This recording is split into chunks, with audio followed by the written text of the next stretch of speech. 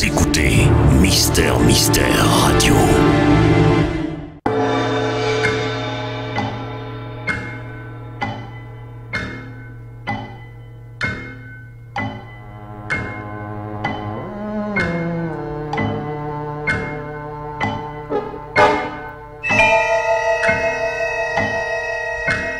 Les maîtres du mystère.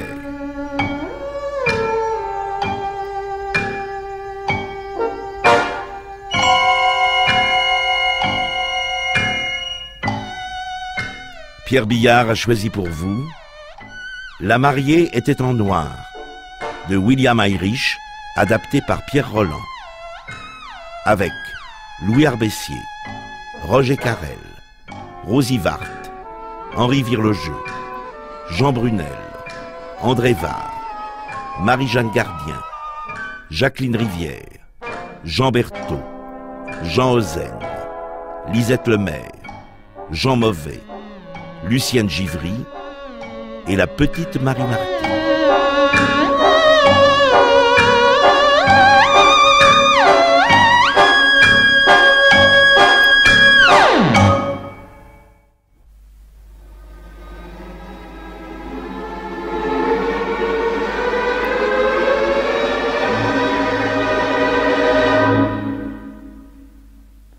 Je m'appelle Wenger. Ralph Wenger, oui. Il y a 25 ans que je suis inspecteur de police à New York. Mais peu d'affaires m'ont donné autant de fil à retordre. Juste 2 ans que ça a commencé. Exactement. Dans la nuit du 3 au 4 juin. Qu'est-ce qu'il y a? Venez vite, allez chercher un policeman. Oh, dis donc, mais c'est incroyable. Mais qu'est-ce qu'il fait là?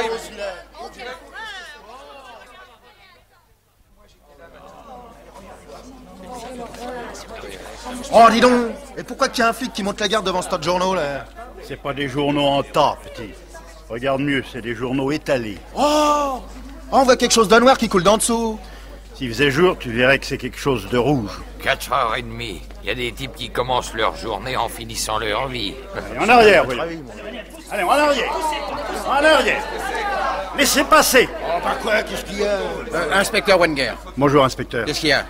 Un particulier qui est tombé du 17e étage. Faut croire qu'il avait bu un coup de trop. Mais non, inspecteur. Je vous assure que le fiancé de ma fille n'était pas ivre. Ken Bliss était un homme distingué. Et tout le monde sait que les hommes distingués peuvent boire du whisky toute la nuit sans être ivres. Oh, le cher garçon était si heureux. Si heureux. Et voilà ce qui est arrivé. Oh, c'est lamentable. Oui, c'est terrible. Permettez-moi de vous poser une question encore. Oh non, plus rien. Plus rien, ne me demandez plus rien. Remettez-vous, voyons. Oh, mais peut-on se remettre d'un coup pareil? Rendez-vous compte, inspecteur? J'ai une fille qui s'appelle Marjorie Elliott. Elle est fiancée avec un jeune homme distingué qui s'appelle Ken Bliss. Oui. Je suis heureuse, ma fille est heureuse, son fiancé est heureux. Le fiancé tombe dans la rue, et voilà tout le monde malheureux. Non, pas le fiancé, et encore. On ne sait pas. Comment s'y retrouver dans tout ça? Oh, Madame, non, Madame Elliott, il faudrait pourtant que vous me disiez... Oh là là, je suis incapable d'articuler une parole. Non. Regardez. Regardez. Ceci ne vous rappelle rien? De quoi? Mais quoi donc? Regardez. Oh, l'écharpe de tulle noire. Vous savez d'où elle vient, cette écharpe? Quelle question? Mais des grands magasins bonne vie de l'air. $20, vous me direz, c'est pas donné, mais c'est une broderie de jet, et ça s'est distingué. Madame... Ah, quand la vendeuse me l'a montré, j'ai bien failli me laisser tenter. Heureusement, j'ai choisi celle de dentelle pactée. Regardez, inspecteur, ça a du chic aussi. Oui. Oh, heureusement, ça nous aurions été deux à porter la même écharpe, ce qui est toujours très désagréable. Vous avez donc remarqué qu'une des invitées portait une écharpe de ce genre? Oui, elle avait posé sur ses cheveux. Des cheveux, d'un blond extraordinaire, de l'or vivant. Oh, c'était ravissant.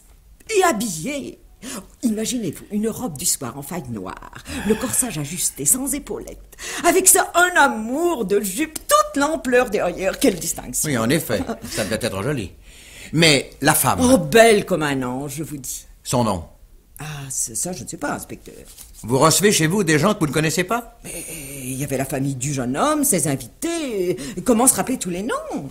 Non, je ne sais qu'une chose, c'est que cette personne portait tous les noms. Non, je ne sais qu'une chose, c'est que cette personne portait une écharpe semblable à celle que vous me présentez. Mais on ne peut plus semblable, Madame Elliott, puisque c'est son écharpe. Je parie que la dame l'a laissé tomber en s'en allant. Oui, du 17e étage, entre les doigts crispés de Ken Bliss. Ken Bliss, c'est vrai. Oh, le beau, le beau. Assez. Quoi, assez? On ne pleure plus. Ah, bon. Vous n'avez même pas eu l'idée de demander autour de vous si quelqu'un connaissait cette femme. Mais si, inspecteur, j'ai eu cette idée. Mais personne n'a été capable de me renseigner. Oh, ces messieurs lui ont mené la vie dure. Chaque fois qu'elle essayait de sortir sur la terrasse pour prendre le frais, il y en avait toujours 3 ou 4 qui couraient derrière. Ben, il ne tardait pas à revenir l'air penaud. Je ne sais pas comment elle s'y prenait pour les remettre à leur place, mais c'était vite fait. Oh, vous auriez dû voir la tête qu'il faisait, inspecteur, c'était impayable. Ken Bliss était-il tombé accidentellement? Quelqu'un l'avait-il un petit peu aidé à perdre l'équilibre? La belle inconnue, par exemple? À l'aube, j'interrogeais encore les invités, fripés, poussiéreux, écroulés. J'ai rarement vu une aussi belle collection d'imbéciles. Rien à en tirer. Un seul fut capable de me dire des choses intéressantes. Un grand garçon mince tiré à 4 épingles, mais large d'épaules. Un vernis mondain, mais qui pouvait craquer facilement pour laisser apparaître la brutalité. Plutôt sympathique. Ivre, certainement. Il fallait être connaisseur pour s'en apercevoir, et je me disais que si Ken Bliss était un gaillard de cette trempe, ce n'était certainement pas le whisky qui avait provoqué sa chute. J'étais son meilleur ami. Et vous affirmez qu'il ne connaissait pas cette femme? 5 minutes avant de mourir, il l'affirmait lui-même. Racontez-moi donc ça, monsieur Corey. Marjorie Elliott était allée reconduire les invités jusqu'à l'ascenseur. Ken Bliss et moi, nous sommes sortis sur la terrasse, histoire de nous aérer un peu. Nous parlions. Et soudain, nous avons senti derrière nous une présence. Nous nous sommes retournés. La femme. Comme elle regardait Ken Bliss avec insistance, j'ai dit « Tu la connais ?»« Jamais vu », il m'a répondu. Ken Bliss n'était pas menteur, et puis on n'a pas honte de dire qu'on connaît une belle fille, même si on est amoureux d'une autre. Hein. Elle était si belle, vraiment? Ah, sensationnelle, oui. Alors j'ai dit « Ken, si par hasard c'était la visiteuse du soir... » La visiteuse du soir? Ah oui. Oui, parce qu'un soir, il y a de ça 2 bonnes semaines, une femme s'est présentée au domicile de Ken. Il était sorti. Elle avait essayé de soudoyer le portier pour qu'il la laisse pénétrer dans l'appartement, mais le brave homme est méfiant, alors elle n'a pas pu obtenir ce qu'elle souhaitait. Et depuis ce jour, il nous arrivait de parler de la visiteuse du soir. Le portier a bien dû vous donner un signalement? Oui, mais rien de commun avec des anciennes relations féminines de Ken Bliss. Qui en avait eu pas mal, d'ailleurs. Continuez donc à me raconter ce qui s'est passé sur la terrasse avant l'accident. Enfin, ce que vous avez vu. Donc, vous étiez là tous les deux bavardant, la femme à quelque distance? Oui. Bon. Ensuite? Oh, ensuite c'est bien simple. Une belle fille inspecteur, c'est pour moi comme un véritable aimant. Ouais, vous avez commencé les travaux d'approche. Oui, ça n'a pas été précisément un succès. Hein. Ah. Première fois qu'il m'arrive une algarade pareille. Non, j'avais dû débuter par quelques paroles pas très corrosives du genre le temps est beau pour la saison. Enfin, elle n'avait pas l'air très disposée à répondre. Tout de même, elle se tourne vers moi. Voulez-vous être gentil? Bon, ça, je ne demandais pas mieux, pardon. Allez me chercher un grand verre d'eau fraîche. Alors, rapide comme l'éclair, je me précipite vers le buffet, j'en viens. Je lui tends le gobelet et... Savez-vous ce qu'elle a fait? Elle le prend. Oui. Et posément, avec un sourire, elle verse l'eau par-dessus la balustrade. Non. Elle me rend le verre vide en disant « Allez m'en chercher un autre ». Je l'aurais étranglé, moi. Heureusement pour elle. Bliss s'est interposé. Qu'est-ce que vous avez fait? Oh, la seule chose qui me restait à faire, lui tourner le dos et rentrer dans le salon. J'ai pas l'habitude de faire le clown pour amuser les pépés, moi. Vous avez laissé votre ami Ken Bliss en tête-à-tête avec l'inconnu? Oui. Personne d'autre sur la terrasse? Personne. Alors, qu'est-ce que vous en concluez, inspecteur? Conclure, monsieur Corey? Comme vous y allez. Je commence à peine à supposer. Naturellement, vous voulez rien dire. Monsieur Corey, ce n'est pas que j'éprouve le besoin de me confier à vous plutôt qu'à un autre, mais je puis vous l'avouer en toute sincérité, je n'ai encore trouvé aucun indice sérieux. La femme en noir? Son comportement m'intrigue. Elle a été la dernière à voir Ken Bliss vivant. Elle a disparu sans laisser de traces au moment précis où le drame venait de se produire. Elle n'a pas cru devoir rester comme les autres pour répondre à mes questions. Non, bah, ça l'aurait peut-être embêté de vous confesser que personne ne l'avait invitée et qu'elle s'était faufilée chez Elliot pour passer la soirée et boire un verre à l'œil. Si elle avait vu votre ami Ken Bliss piquer une tête par-dessus la balustrade, vous pensez qu'elle n'aurait pas poussé de cri? Imaginez même qu'elle vous ait vu le balancer dans le vide. Hein? Elle serait restée neutre? Non, mais dites donc, accusez-moi pendant que vous y Non, êtes. non. Si vous aviez envie de supprimer un homme, je suis sûr que vous choisiriez un autre procédé. Probable. Ça pourrait plutôt être une idée de femme. Si celle dont vous m'avez parlé, dont tout le monde m'a parlé, se présente aujourd'hui ou demain pour se justifier, il y a beaucoup de choses pour que la thèse de l'accident soit la bonne. Sinon... Alors vous croyez que la dame en noir... Faites-nous confiance, monsieur Corré. De toute façon, nous l'aurons. Vantardise. Des jours passèrent. Nous ne lûmes pas, nous n'eûmes personne. Dans notre métier, on vit bizarrement. Sans horaire, sans habitude, au petit bonheur. La nuit, quand c'est possible, on essaie de dormir. Moi, je ne dors jamais très bien. Pendant des heures, je me démène dans un monde imaginaire où je retrouve des gens, des choses, des faits de ma vie journalière. Les mêmes gens, les mêmes choses, les mêmes faits, mais arrangés, combinés, enchaînés autrement. Avec autant de logique que dans la vie réelle. Avec moins d'extravagance que dans le rêve, des images surgissent, des formes s'animent, avec une telle force, une telle netteté, de véritables visions. Par exemple, celle que j'eus le lendemain de la mort de Ken Bliss. C'était sur la terrasse des Elliot. Vaguement éclairé par la lune, un homme de taille moyenne, svelte et musclé, en tenue de soirée. Il se tenait debout, bien droit. Une femme venait vers lui. Le buste seulement était visible, la robe étant noire. Le buste d'une blancheur crémeuse qui semblait flotter au milieu des ténèbres. Des épaules magnifiques. Un visage dont on ne pouvait distinguer les traits. La femme ôtait l'écharpe légère qui lui couvrait les cheveux. Comme par jeu, la tenait un moment déployée dans la brise. Soudain, poussait un léger cri. L'écharpe s'était envolée. Sous la corniche qui servait de base à la balustrade, on apercevait un lambeau sombre qui battait comme une aile au-dessus du vide. Sous la corniche, le long du mur, il y avait un câble électrique. L'écharpe s'était accrochée là.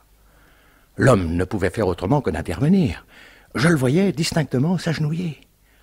Avancer le haut du corps, sous l'appui, se tenant d'une main à l'arête de la pierre, se pencher au dehors, se pencher encore dangereusement. Déjà ses doigts se refermaient sur l'étoffe fugitive, et derrière lui, la femme, les bras tendus, les mains ouvertes. Un geste brusque, un grand cri qui tombait au fond du noir.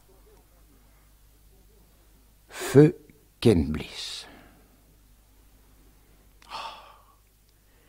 Ken Bliss assassiné par cette femme? Quel mobile? Un crime sans mobile? Une femme sans visage? Des semaines? Des mois? Et il y eut l'affaire de l'hôtel Helena. Le rêve de toute ma vie est entré dans ma chambre. Comme une personne naturelle. Je peux pas croire que c'est à moi que tant de joie arrive. Vous vous penchez vers moi. Vous me tendez un verre. Je sens votre souffle dans mes cheveux. Il y a une douceur dans la pièce. Comme un parfum d'œillet autour de moi.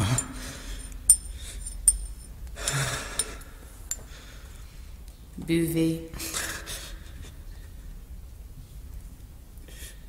Je vous vois plus très nettement.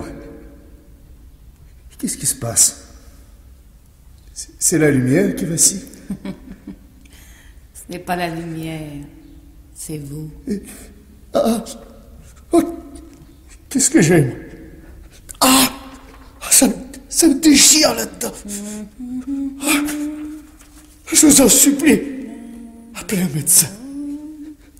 Il arriverait trop tard. Je souffre. Je souffre, c'est épouvantable. Un mauvais moment à passer.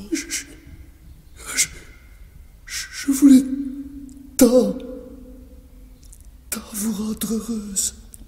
Je suis au comble du bonheur.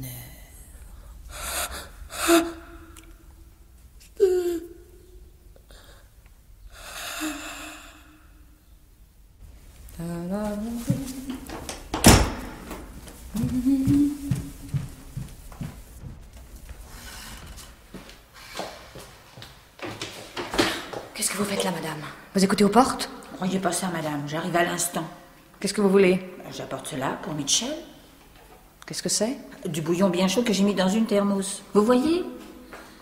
Quand je lui ai téléphoné à 5 heures, j'ai compris qu'il n'avait pas envie de me voir. Il m'a dit qu'il avait la grippe. C'était vous qui l'avez, d'après ce que je vois. S'il a la grippe aussi, le bouillon lui fera du bien. Qu'il le boive bien chaud. Je suis sa bonne amie, mais je comprends les choses, vous savez. On vous a vu entrer en bas? En bas? Au bureau de l'hôtel. Ben oui, c'est sûr. Bon. Alors ne perdez pas une minute, redescendez vite.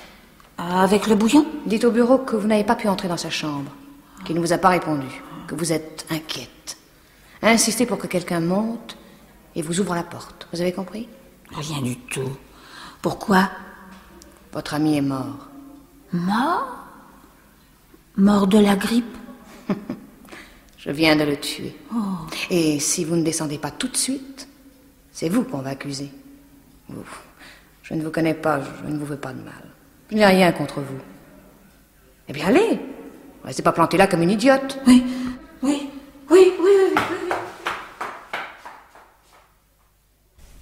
Mettez ça de côté pour l'analyse, monsieur Myers. Bien, chef. Mais je peux dire d'avance le résultat. Il lui a filé une pincée de cyanure dans son verre. Comment se fait-il qu'à part l'ami de la victime, personne ne l'ait vu, cette garce-là? Oh, ça c'est pas malin, monsieur l'inspecteur. Elle venait par l'escalier de service et la petite porte derrière donnait sur ruelle. Tous les locataires de l'hôtel le savent. Vérifiez ça, Myers. Attendez, chef. Vous dites, monsieur l'inspecteur, ami monsieur Mitchell voir garce-là? Mais moi aussi, vous savez voir aussi comme ça. Vous l'avez vu? Quand? Aujourd'hui? Ah non, pas aujourd'hui, monsieur. 15 jours à peu près. Oui, 15 jours comme ça. C'était l'après-midi. J'étais en train de faire la chambre à monsieur Mitchell. C'est le 19. Toujours pareil, je termine après 14 qui vient après 17. Ah, mais faut pas me demander pourquoi un ordre comme ça. Je sais rien. L'habitude, peut-être. Peut-être aussi une question de pourboire. Oh, question de pourboire. Oh, monsieur l'inspecteur. Question de pourboire à l'hôtel Helena. À l'hôtel Helena, pourboire, c'est comme neige au mois d'août, oui. C'est comme ça. Alors moi, en train de passer balai à frange sous l'armoire de monsieur Mitchell. Et vient une dame dans le couloir, belle, mais belle, belle comme elle a dit, l'amie de monsieur Mitchell. Oui, comme ça. Alors elle s'arrête, elle regarde par la porte ouverte, cherchez monsieur Mitchell que je lui ai demandé. Non, qu'elle répond avec un joli sourire. Je suis venue voir une amie, elle n'était pas chez elle. Alors elle entre, elle regarde tout partout. Elle a dit, on peut toujours connaître le caractère de quelqu'un rien qu'en voyant sa chambre. Oui.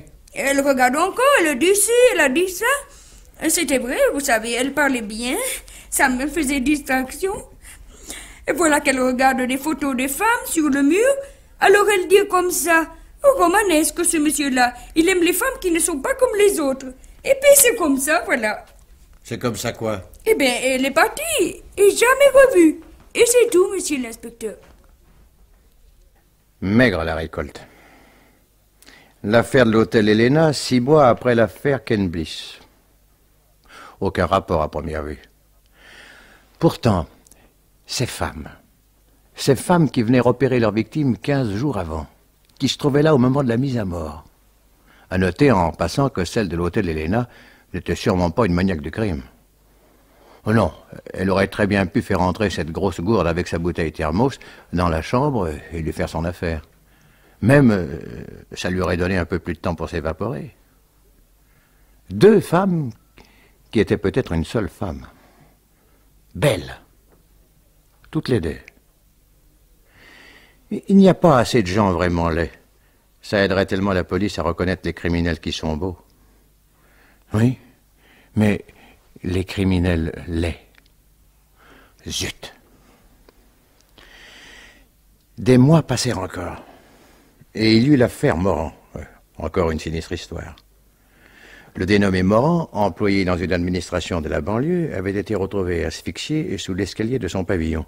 Une espèce de réduit étroit et sans air, hermétiquement clos, dont l'unique porte ne pouvait s'ouvrir que de l'extérieur. Circonstance particulière, le soir où la chose s'était passée, le dit Morand était seul chez lui avec son petit garçon âgé de 5 ans. Dans l'après-midi, Madame Morand avait été appelée par télégramme auprès de sa mère, qui avait le cœur fragile et habitait à 4 heures par le quart dans un petit patelin du Connecticut. À l'arrivée, une surprise l'attendait, agréable. Sa mère ne s'était jamais aussi bien portée. Une colère aussi, car elle était vraisemblablement victime d'une absurde plaisanterie. Une pointe d'inquiétude, peut-être. Au petit jour, elle était de retour à la maison. La calme maison où tout reposait. Tout et tous. Le fils dans son petit lit, le père dans son petit placard. Définitivement. Des affaires aussi bêtes, c'est toujours assez bon pour moi. Est-ce qu'on dérange la police pour des niaiseries pareilles? On n'assoit pas un gosse de 5 ans sur la chaise électrique. Et sans aucun doute, c'était le chérubin Maison qui, pour s'amuser, avait bouclé l'auteur de ses jours et l'avait oublié là. Il me vint même à l'idée qu'une aventure semblable devait être à l'origine de l'expression « faire des niches ». Mais le temps étant mal choisi pour la philologie, je jugeais plus opportun de fureter à travers la maison. Le défunt devait être un homme d'intérieur accompli. Entre l'heure du dîner et celle de sa mort, il avait trouvé le moyen de laver et de ranger toute la vaisselle. Je montai pour visiter les chambres. En examinant le lit du loupio, que personne n'avait eu l'idée de refaire, je découvris une lettre qui était épinglée à la couverture. Dans son affolement, la pauvre Madame Morand n'avait pas vu. 4 lignes d'une écriture élégante, qui ne donnait pas la solution des problèmes. Très importante, pourtant, car elle prouvait l'intervention d'une tierce personne, probablement une femme. Une femme? Tiens. Un seul témoin à se mettre sous la dent. Et quel témoin? Cookie Morand, le fils de la victime. Bon Dieu, j'aime 100 fois mieux interroger un vieux cheval de retour couvert de tatouages et de balafres qu'un momignard de 5 ans avec des cheveux bouclés et des joues à faussettes.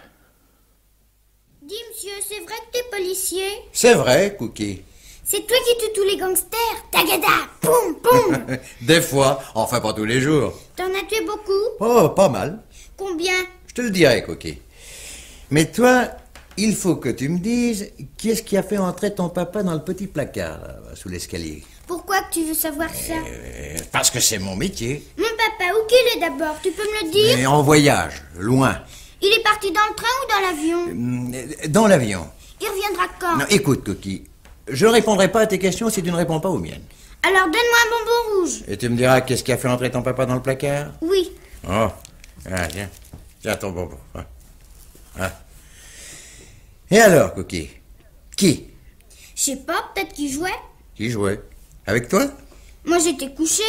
Ah, s'il ne jouait pas avec toi, avec qui pouvait-il jouer? Ben avec la dame. Quelle dame?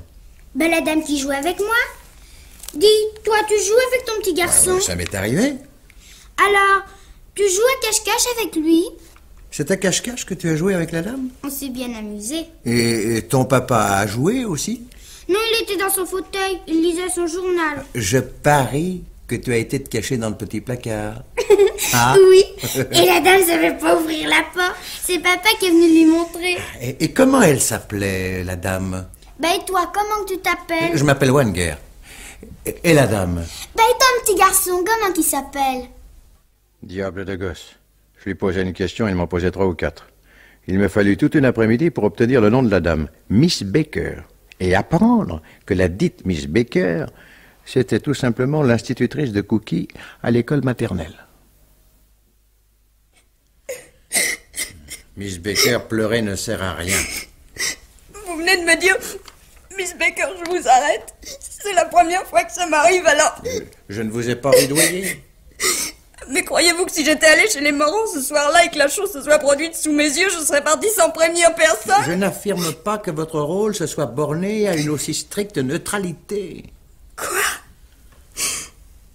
Vous m'accusez d'avoir assassiné Monsieur Morand? Mais voyons, je ne l'avais jamais vu, je n'avais jamais mis les pieds dans sa maison avant que vous m'y fassiez venir vous-même. Malheureusement, le petit Cookie vous a reconnu. Oh, mais écoutez, enfin, comment ne me reconnaîtrait-il pas? Il me voit 5 jours sur 7. Il a reconnu en vous non seulement l'institutrice qu'il voit en effet 5 jours sur 7, mais aussi la dame qui est venue un soir et a joué à cache-cache avec lui. On voit bien, monsieur l'inspecteur, que vous ne savez pas du tout ce que c'est que l'esprit d'un enfant de cet âge. L'imagination et la mémoire n'ont pas de démarcation précise.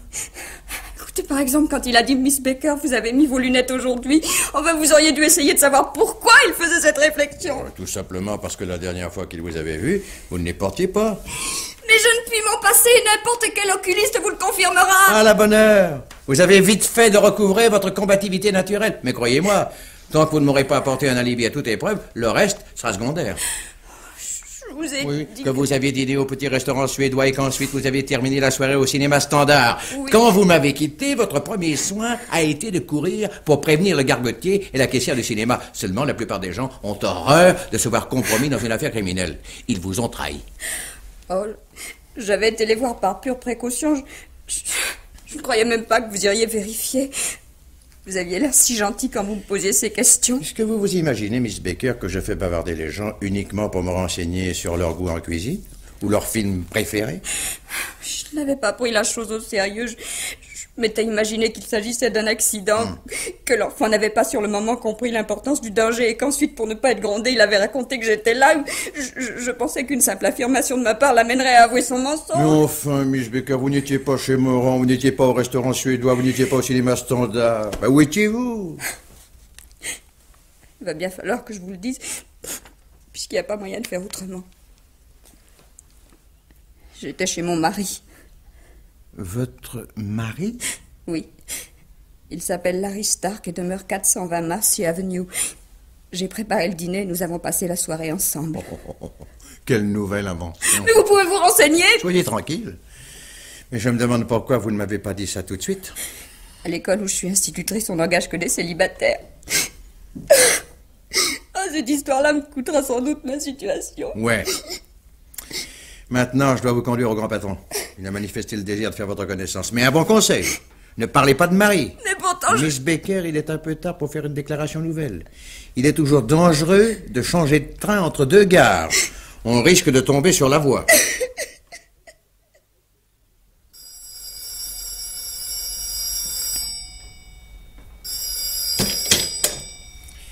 J'écoute. Inspecteur Wenger? Oui.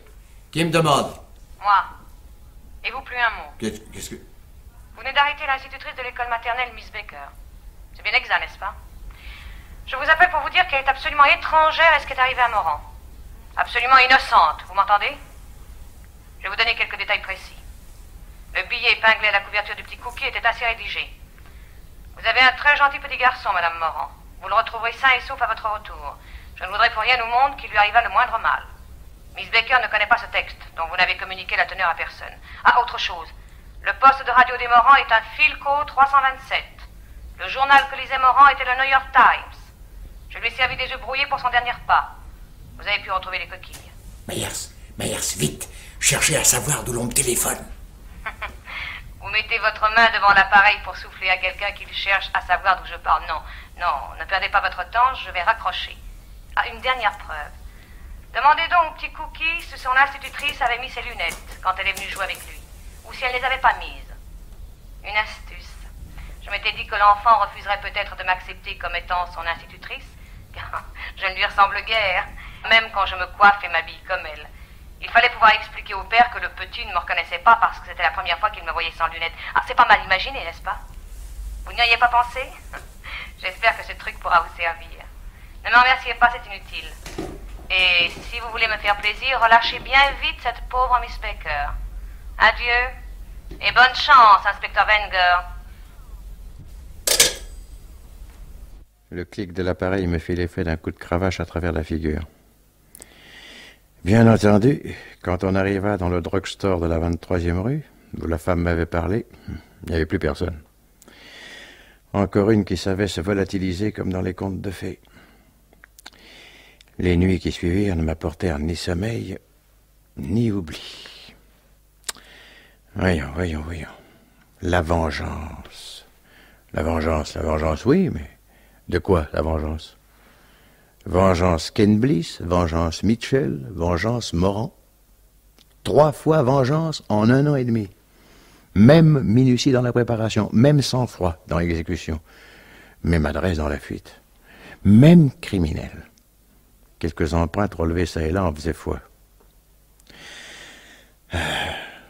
Pour les criminels comme pour les innocents, le temps allait son petit bonhomme de chemin. Dans mon classeur, il y avait 3 dossiers. Sur la couverture de chacun, la mention « Affaire en suspens ». 3 dossiers qui dormaient plus profondément que moi la nuit où ce coup de sonnette me tira brusquement de mon lit.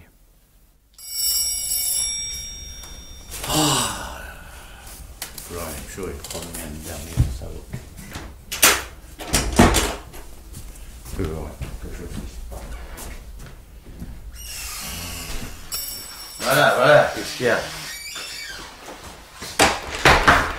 Monsieur l'inspecteur Wenger. C'est l'inspecteur que vous voulez voir, ou monsieur Wenger? L'inspecteur. Ouais, alors adressez-vous au bureau central de la police. Ici, c'est le domicile particulier de monsieur Wenger, et monsieur Wenger a le droit de dormir la nuit ou de faire semblant. Mais je suis correct. Oh, vous seriez le président ASN en personne. Je suis correct, vous avez interrogé chez les Elliott la nuit où Ken Bliss est mort. Ah, entrez,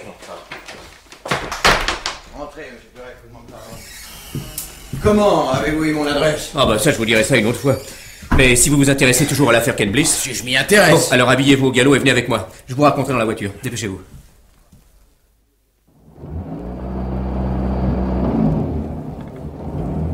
Vous dites que c'est un peintre. Comment l'appelez-vous? Ferguson. Ferguson. L'autre jour, sur son chevalet, je remarque une toile qui était en train. Avec lui, on comprend toujours ce que ça représente, alors j'aime ça. Une femme vêtue d'une peau de léopard. Enfin, quand je dis vêtue, pas trop, quoi. Mais une beauté, inspecteur. Éblouissante. Elle avançait, tendant son arc, prête à décocher sa flèche. Diane Chasseresse. Tout juste.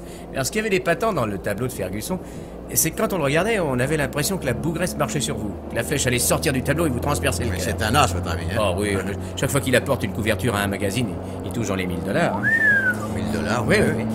Alors je regardais, et plus je regardais, plus le visage de la déesse me rappelait quelque chose. Je dis à Ferguson que j'aimerais bien faire la connaissance du modèle et il se fiche de moi. Alors nous parlons d'autre chose et je n'y pense pas. Mais attention, il fait rouge. Oui, ah bah ne craignez rien, je l'ai vu. Oui, vous l'avez vu, hein.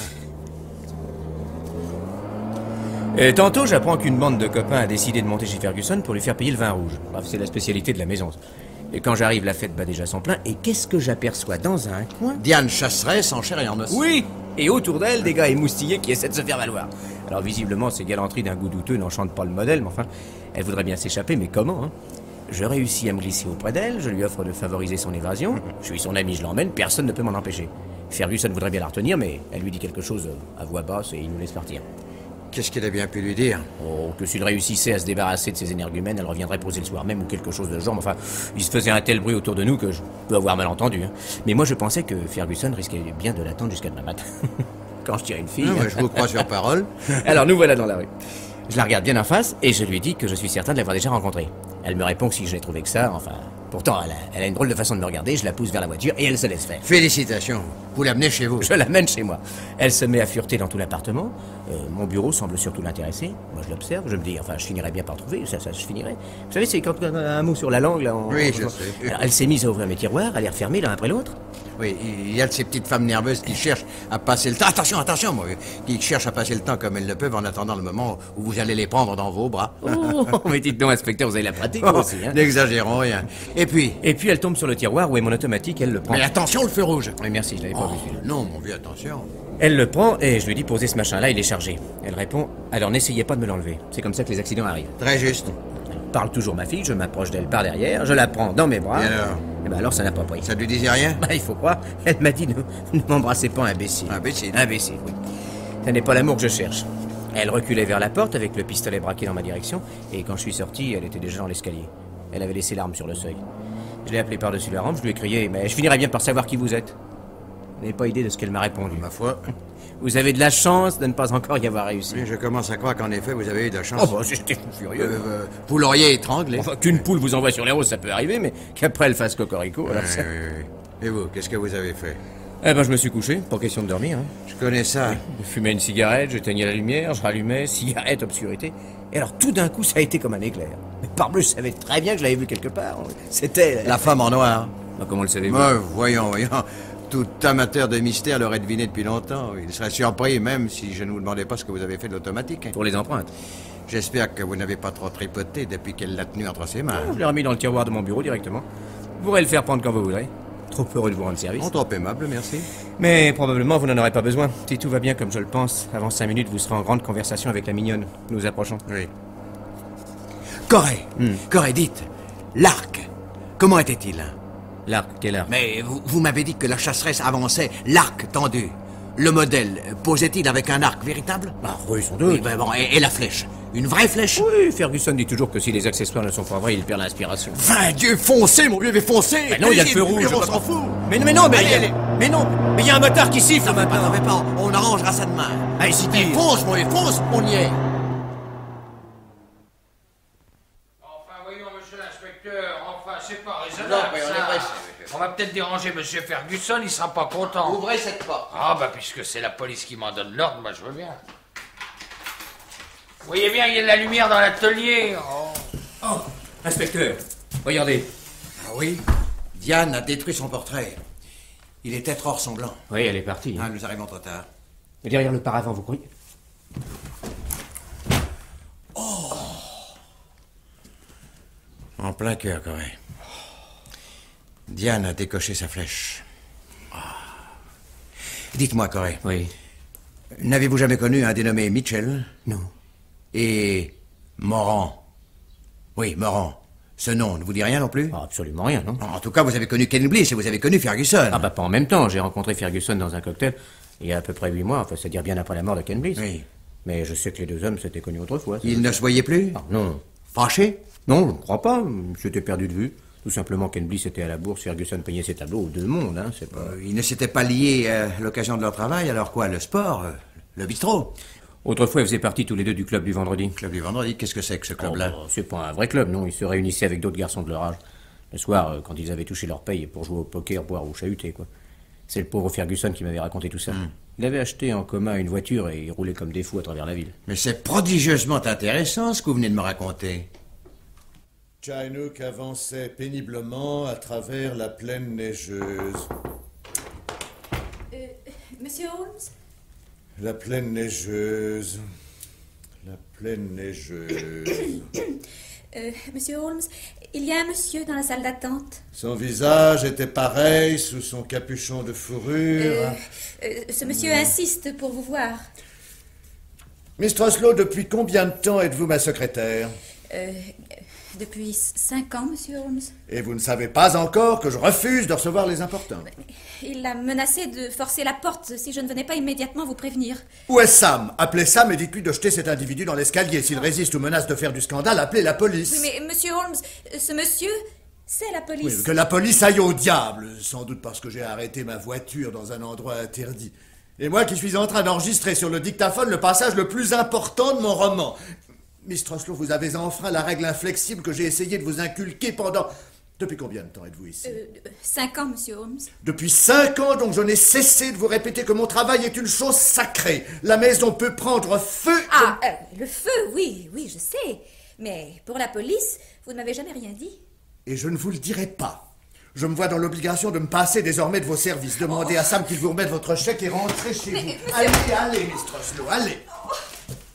Ah, c'est ce monsieur. Je ne comprends pas votre insistance à pénétrer chez moi contre ma volonté, monsieur. De quoi s'agit-il? De votre vie. Demain. Je suis venu parler avec vous du club du vendredi, monsieur Holmes. La police se dérange pour me rappeler mes frasques de jeunesse. Vous souvient-il de ce vendredi mémorable entre tous, où votre joyeuse association de bambocheurs fut mise en état d'arrestation pour ivresse, tapage nocturne et bris de glace? Oh, ce n'est pas une date historique. Vous aviez lancé une bouteille vide dans une devanture et renversé une prise d'eau municipale sur le trottoir. Toute l'affaire est très bien expliquée dans les rapports de police. Oh, nous étions complètement ivres. Ça nous a coûté assez cher. 15 jours de prison, amende, dommages, intérêts, nous avons tout payé. Est-ce que la police nous réclame encore quelque chose? Combien étiez-vous dans la voiture ce soir-là? 5, si mes souvenirs sont exacts. Ils le sont. Et pourriez-vous vous rappeler les noms de vos compagnons? c'est loin, vous savez. Vous ne les voyez plus? Je ne sais pas du tout ce qu'ils sont devenus. Vous ne lisez donc jamais les journaux? Attendez, un nom me revient. Ferguson. Il était aux Beaux-Arts. Et depuis, il s'est affirmé comme un peintre de talent. Tiens, j'aimerais le revoir, ce vieux Ferguson. Oh, difficile. Il est mort voici 8 jours. Mort? Assassiné. Morand. Vous avez connu Morand? Oui. Oui, gentil garçon aussi. Mort, il y a 6 mois. Oh, c'est effrayant, ça. Assassiné. Et Mitchell? C'était le barman, nous l'emmenions souvent avec nous. Lui, cela remonte au mois d'octobre de l'année dernière. Assassiné? Comme les autres. Et Ken Bliss? Vous n'allez pas me dire que Ken Bliss... Il est dans la terre depuis une vingtaine de mois. C'est lui qui a ouvert la série des assassinats. Vous étiez 5 dans la voiture. Il ne reste plus que vous. Quelqu'un s'était juré d'exterminer le club du vendredi. Mais pourquoi? Nous n'avons jamais fait de mal à personne. Nous étions jeunes, nous nous amusions. Enfin, monsieur l'inspecteur, mais qu'est-ce que vous imaginez? Oh, moi, monsieur Holmes, je ne suis pas romancier. Heureusement, vous commencez à comprendre qu'en vous faisant perdre 1 heure aujourd'hui, je vais vous faire gagner assez d'années pour que vous enrichissiez la littérature américaine d'une vingtaine de nouveaux chefs-d'œuvre. Alors, écoutez-moi. Il serait superflu d'exposer mon plan en détail.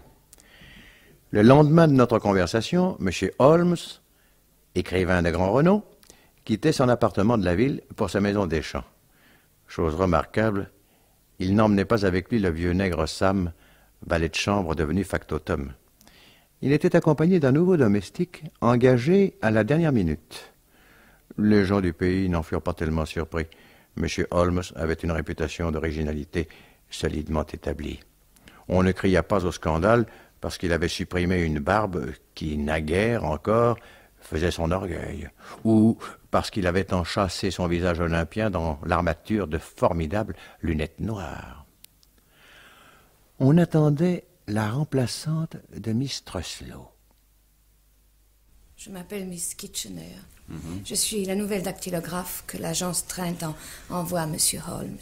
Eh ben... J'ai d'excellentes références. Ah ben ça, j'en suis sûr. Je puis me vanter d'avoir jamais fait la moindre faute d'orthographe ou de ponctuation, jamais. Oui, mais tout de même, je ne croyais pas que la machine à écrire était inventée depuis si longtemps. Mais vous voulez voir mes références? Oh, je ne suis pas le patron, moi je suis le valet de chambre. Bien. En ce cas, veuillez prévenir M. Holmes que je suis arrivé. Ah, pas encore. Le maître a encore droit à 10 minutes de sieste. À 4 heures exactement, je frappe à la porte de sa chambre. Il reprend le travail à 4h15. Il aura le temps de vous voir avant. Oh, merci. Oh, surtout, ne vous asseyez pas sur ce fauteuil. Ah non, c'est son fauteuil. Oui. Pardon. Oui, il n'y a que dans son fauteuil que le maître trouve son inspiration. Ne le déplacez pas. Il doit toujours être à la même place, exactement. À 3 pas de la fenêtre. L'axe du fauteuil parallèle à la ligne oblique de ce dessin du tapis. 1 millimètre d'erreur, et le maître perd son inspiration. Voyons un peu si la table du dictaphone est comme il faut. Oui, le côté droit perpendiculaire au mur. À 12 cm de l'angle de la bibliothèque. Ah, et le pouf sur la lame de parquet qui craque. Un seul craquement, et voilà tout un chapitre par terre. Je voulais vous demander quelque chose, monsieur. Mais allez-y, je vous en prie. Avec monsieur Holmes, j'espère qu'il n'y a pas de danger. Oh, non, il n'a jamais mordu personne. Non. Comprenez ce que je veux dire. Avec ses secrétaires, toujours correct. Ah, monsieur Holmes, c'est ordinairement un homme sérieux, Miss Kitchener. Bien. Soyez tranquille. Avec vous, il sera grave. Vous êtes bien sûr, mon vieux Myers, que la secrétaire ne va pas rappliquer? Oh, pas de danger. Elle est dans le petit bureau, la chaste secrétaire. Elle promène ses doigts crochus sur le clavier de sa machine. Fortunée machine. Myers, oui. Voulez-vous, mais doucement, hein, attention, oui. Voulez-vous aller là-bas au râtelier et prendre, le plus doucement possible, je vous le répète, un fusil? Oui. Non, doucement. Là, oui, là. Mais dites, ça c'est bizarre par exemple. Qu'est-ce qu'il y a de bizarre? Au râtelier, il manque un fusil. Ben, vous savez, nous les avons comptés hier et... Tiens. Oh, bizarre en effet. Oh, regardez, Myers. Oui, ça. Regardez où il est, notre fusil. Oh, ben dites donc, mais comment l'a-t-elle fait tenir? À l'intérieur de ces vieilles cheminées, il y a des crochets qui servaient jadis à pendre les jambons qu'on voulait fumer. Allumez le feu sous ce fusil qui est chargé, Et vous allez voir ce que ça donne. Et pointez exactement sur le fauteuil. Oh, cette femme est un vrai démon. Là, ça va, Mayer, ça va.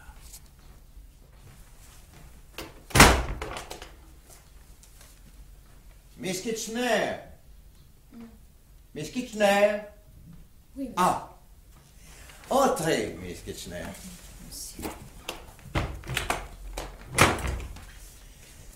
Ah, votre travail avance-t-il? J'en suis à la moitié du premier chapitre. Très bien. Asseyez-vous. Oui, je vous ai appelé parce que j'ai l'intention de changer le nom de l'un de mes personnages. Oui. Pourquoi ne vous asseyez-vous pas?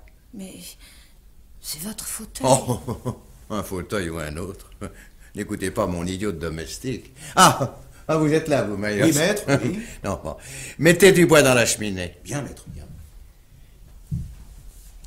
Allez, chargez, allez. Oui, n'ayez pas peur.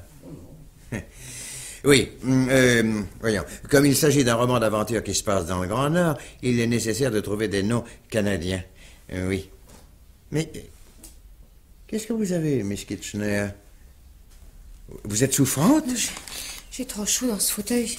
Ce feu est... Trop chaud? Oh, voyons, mais non, vous avez les mains glacées, vous tremblez. Non, laissez-moi au moins finir ce que j'ai à vous dire. Non. Restez où vous êtes. Vous avez peur, mais vous resterez là. Laissez-moi! Qu'est-ce qui vous fait donc si peur? Le fusil qui est dans la cheminée, le fusil qui est braqué sur vous? Oui, il y a de quoi avoir peur. Qui l'a placé là, ce fusil, hein? Laissez-moi me lever! Pas avant que vous m'ayez dit pourquoi vous avez fait ça. Parce que je suis venu ici pour vous tuer, Holmes! Ah!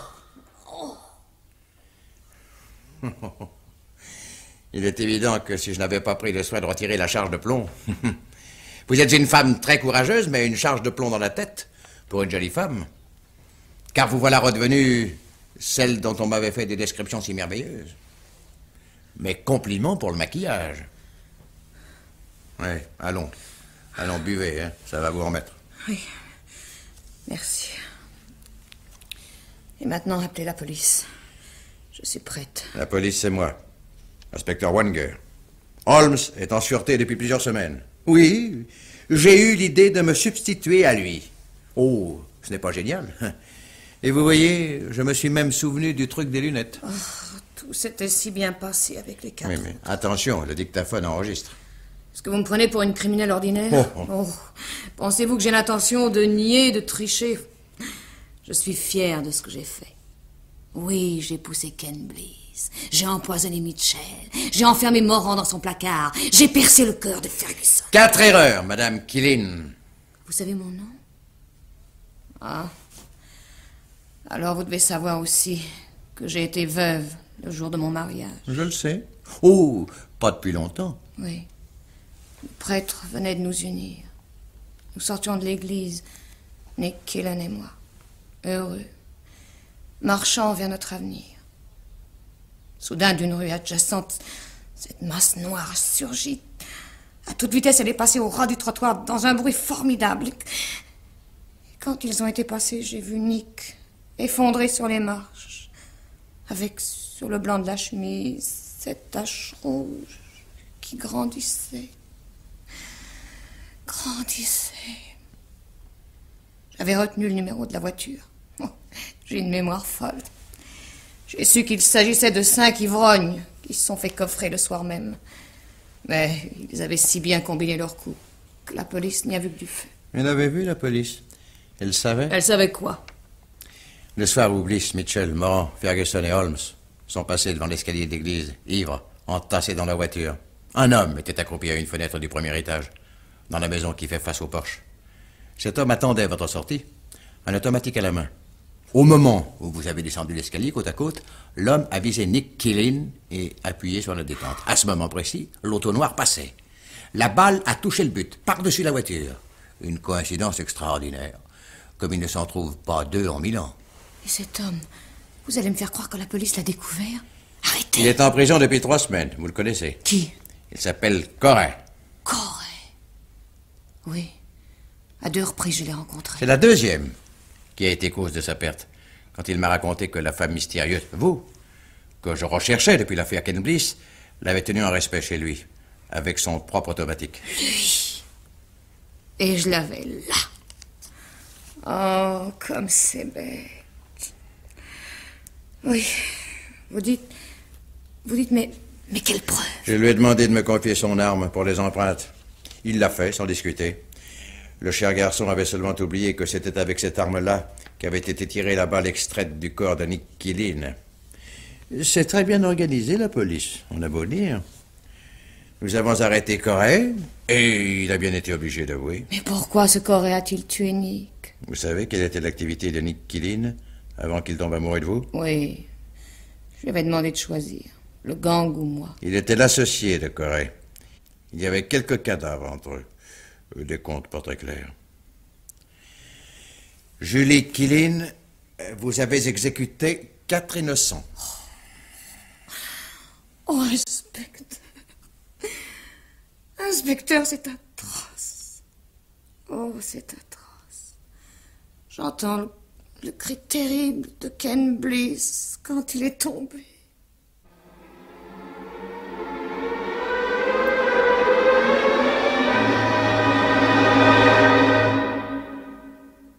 Comment voulez-vous bien dormir quand on fait des métiers pareils?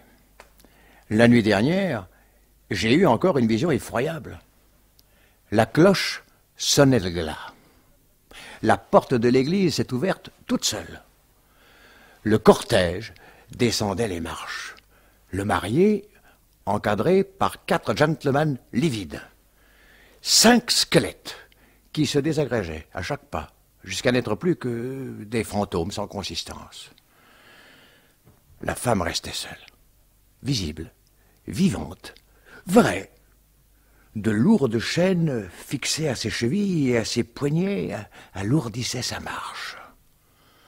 Un crépuscule sanglant, de longs voiles sombres qui flottaient. La mariée était en noir.